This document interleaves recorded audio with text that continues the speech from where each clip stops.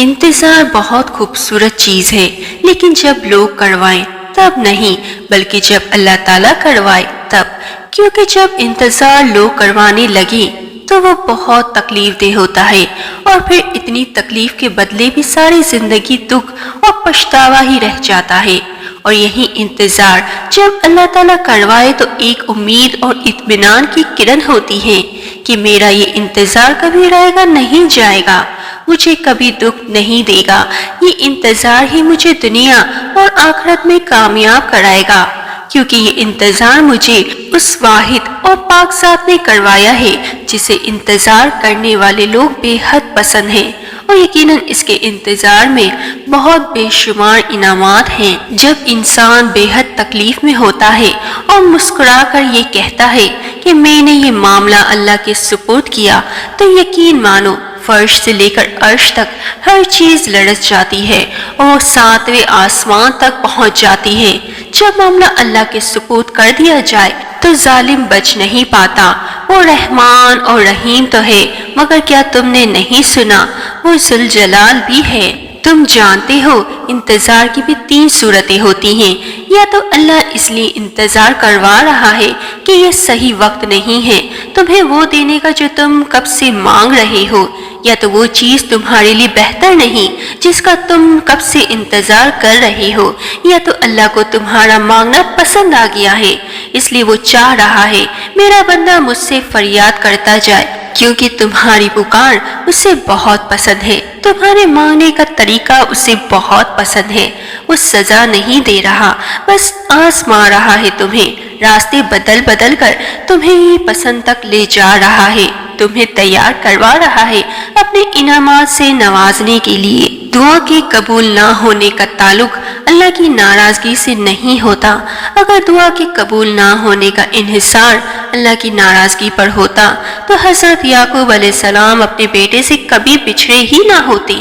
دعا تو انہوں نے بھی مانگی ہوگی، اللہ ان سے ناراض تو نہ تھا کہ ان کی دعا قبول نہ کرتا، وہ تو پیغمبر تھے نا، اللہ کے نیک بندے، تو پھر اللہ انہیں کیوں دکھ دیتا؟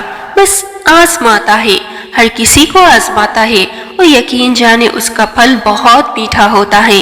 اللہ آزماتا اسی کو ہے جسے وہ پسند کرتا ہے۔ اللہ سبحان اللہ تعالیٰ ہر دم تمہارے ساتھ ہے، وہ تو تمہاری آنکھ میں آنے والی ایک ننھی سی بوند سے بھی واقف ہے۔ تم کیوں پریشان ہو جاتے ہو؟ کیوں لوگوں کے تانے نشتر، ان کے دیے گئے زخم اتنے برے لگتے ہیں کہ تم خود کو تکلیف دیتے رہتے ہو؟ کیا تمہارے رب نے تمہیں اس لیے کیا تھا کہ تم ہر بات کو دل پہ لے لو؟ تم نے رب کو نہ سمجھا ہی نہیں کبھی؟ کیا تمہارے لیے رب کافی نہیں ہے؟ وہی رب، ہاں 2 جہانوں کا رب، رب کائنات، رحمان الرحیم، مالک ارض سماوات، معبود برحق، صاحب عزت و جلال، دانا و حاکم، تمہیں لگتا ہے کہ وہ تمہیں بے یار و مددگار چھوڑ دے گا؟ تو ایسا نہیں، اللہ تو تم پر ہر وقت نظر رکھے ہوئے ہے، تمہاری بات سنتا ہے اور سمجھ جاتا ہے کہ تمہیں کس وقت کس چیز سے نوازنا ہے۔ ایک دن تم خود دیکھنا، مسکراتے ہوئے کہو گے کہ اللہ نے میری دعا ایسے قبول کی ہے کہ میں نے کبھی سوچا نہ تھا۔ تم کہو گے کہ اللہ نے معجزے کر دیا ہے جس کا میں نے کبھی تصور نہیں کیا تھا، اور دیکھنا کہ یہ کہتے ہوئے تمہاری آنکھیں بھی نم ہوتی دکھیں گی، اور تمہارے دل جو اتنا سفر کرتے کرتے تھک چکا تھا اب اطمینان میں ہوگا۔ انشاءاللہ عنقریب تمہارا رب اتنا عطا کرے گا کہ تم خوش ہو جاؤ گے، اور شکر ادا کرتے کرتے تم تھکو گے نہیں۔ یقیناً عنقریب وہ تم صبح ضرور دیکھو گے۔